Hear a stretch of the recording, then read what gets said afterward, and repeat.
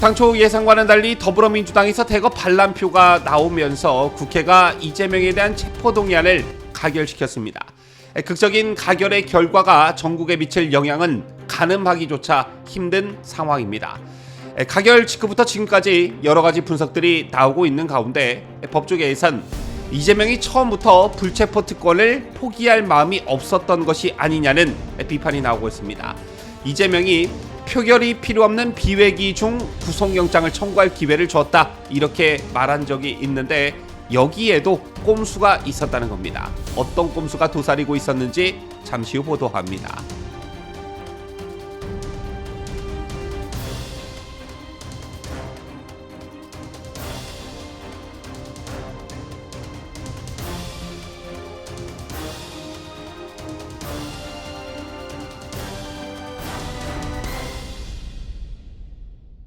시청자 여러분 안녕하십니까? 뉴스데일리 베스트 시작합니다.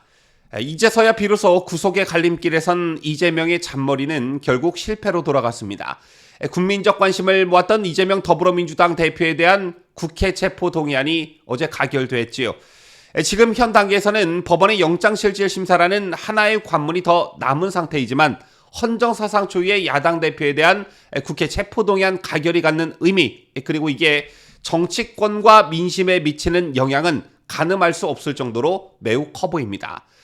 제가 며칠 전 다른 방송의 썸네일 제목으로 비명계에게 거는 일말의 기대라는 표현을 썼는데 결국 비명계의 선택이 이재명을 법정에 세우는 마중물이 됐습니다. 어제 국회에서 이재명에 대한 체포동의안이 가결이 되고 여러 가지 분석과 앞으로의 전망들이 쏟아지고 있지만 본질은 단 한 가지가 아닐까 생각합니다. 하루 전 사실상 부결지령이나 다름없던 이재명의 입장문이 역효과가 났다, 개딸들의 압력이 반발을 불러왔다 등등의 여러 가지 분석들이 나오고 있지만 본질은 그게 아니라고 생각합니다. 본질은 이재명에 대한 믿음과 신뢰의 부재였습니다. 자, 이재명에 대한 2차 체포동의안이 부결되면 이재명은 불구속 기소가 됐을 테고 1심 재판 결과는 최소한 총선 전까지는 나오지 않을 것이다라는 것은 누구나 예측 가능한 부분이었습니다. 따라서 이재명이 내년 총선과 관련한 공천권을 휘두를 가능성이 거의 확실시되는 그런 상황이었습니다. 이런 배경이 아마 비명계를 괴롭히는 한 가지 큰 요소로 작용했을 겁니다. 따라서 이런 비명계가 가진 딜레마를 이재명과 친명계가 이용했을 것이고 아마 물밑에서는 일종의 거래도 있었을 거라고 저는 봅니다. 부결표를 던져주면 공천을 보장해 주겠다, 이런 취지의 물밑 거래가 반드시 있었을 거라고 저는 보는데요. 하지만 이러한 약속은 문서로 보장하지 않는 다음에야 서로 간의 신뢰와 믿음이 있어야 가능한 부분입니다. 이런 맥락에서 비명계의 이재명에 대한 신뢰가 전혀 없었고 이게 결정타로 작용했다는 겁니다. 말만 믿고 부결표를 던져줬는데 이재명이 나중에 공천을 주지 않으면 명분도 실리도 모두 잃게 되는 비명계의 처지가 표에 반영됐다는 것이죠. 더 직설적으로 말해 나가리가 되는 스스로의 무덤을 파지 않은 것입니다. 이처럼 정치에 있어서 신뢰가 무엇보다 중요한 것인데 이재명에게는 결정적으로 바로 이 신뢰가 없었던 것입니다. 아까 제가 영상 초반에 이재명의 잔머리라는 표현을 썼습니다. 이재명이 잔머리에 능하다는 것은 다들 잘 알고 계실 텐데요. 그런데 이재명의 잔머리가 또 한 번 노출됐다는 분석이 나오고 있습니다. 아시다시피 이재명은 지난 6월 국회 교섭단체 대표연설에서 불체포 권리를 포기하겠다며 제발로 출석해 영장실질심사를 받겠다, 이렇게 공언한 바 있습니다.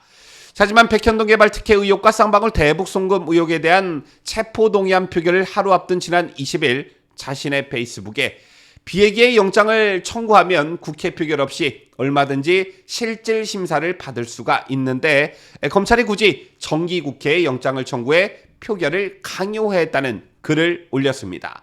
이 밖에도 이재명은 검찰을 향해 꾸준히 비회기의 영장을 청구하라는 메시지를 지속적으로 던져왔습니다. 아시다시피 국회의원은 현행범이 아닌 이상 회기 중에는 국회 동의가 있어야 체포 또는 구금될 수 있습니다. 그런데 이재명이 국회 동의가 필요 없는 비회기 중에 영장을 청구하라고 하니 뭔가 엄청나게 당당하고 자신감이 있는 것처럼 보여졌지요. 그런데 이것 또한 꼼수가 아니었다는 그런 지적이 제기되고 있는 것입니다. 이재명이 처음부터 불체포 특권을 포기할 마음이 없었던 것 아니냐는 비판이 더욱더 굳어지게 된 것인데, 이재명이 표결이 필요 없는 비회기 중 구속영장을 청구할 기회를 줬다고 했지만, 이 경우 야당이 석방 요구안을 추진해 석방시킬 수 있는 방법이 있었던 것으로 알려졌습니다. 좀 전에도 말씀드렸지만 헌법에 따라 국회의원은 현행범이 아닌 이상 회기 중에는 국회 동의가 있어야 체포 또는 구금될 수 있습니다. 여기까지는 많은 국민들께서 알고 계실 텐데요.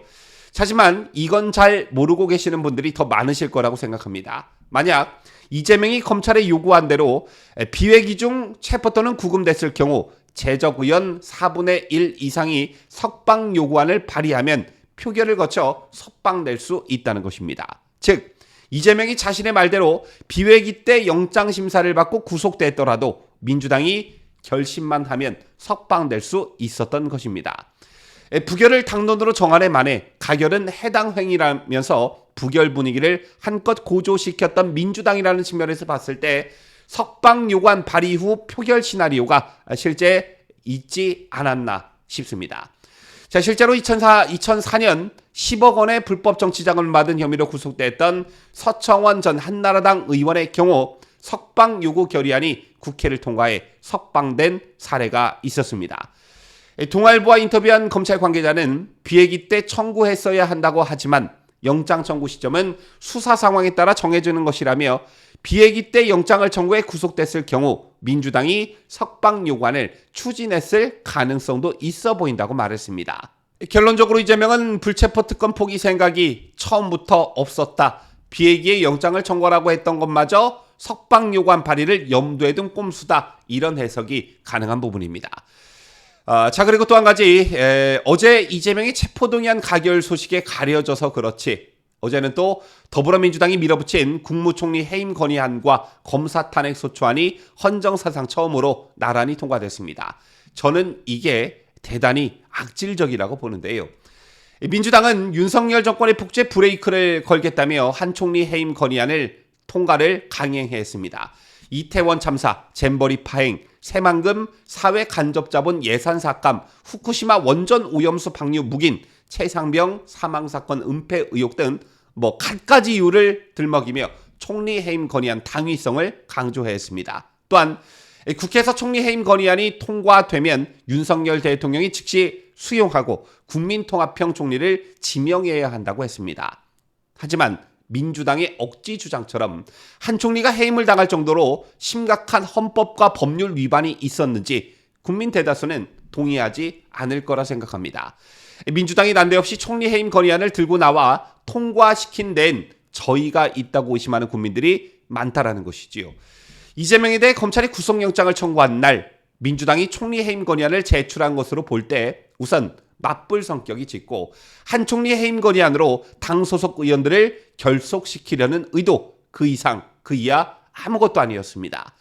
다시 말해 이재명을 구하기 위한 정치 공세로 총리 해임 건의안을 발의하고 가결시킨 악행을 저질렀다는 것입니다. 그런데 이게 어디 한두 번이냐라는 겁니다. 아시다시피 민주당은 지난해 9월 박진 외교부 장관 해임 건의안을 통과시켰고, 지난 2월 이상민 행정안전부 장관 탄핵소추안을 통과시켰습니다. 그것도 모자라 이번엔 뚜렷한 잘못이 없는 총리에 대해 해임 건의안을 통과시킨 것입니다. 이게 과연 공당이 할 짓이냐라는 건데요. 이게 다수의 의석을 앞세운 횡포가 아니고 뭐냐라는 겁니다. 바로 이런 점이 75년 우리 헌정사에 씻을 수 없는 부끄러운 역사를 만든 민주당을 내년 총선에서 반드시 심판해야 하는 이유가 아닌가 싶습니다. 지금까지 저는 자유대한민국을 수호하는 뉴스데일리 베스트 민앵커였습니다.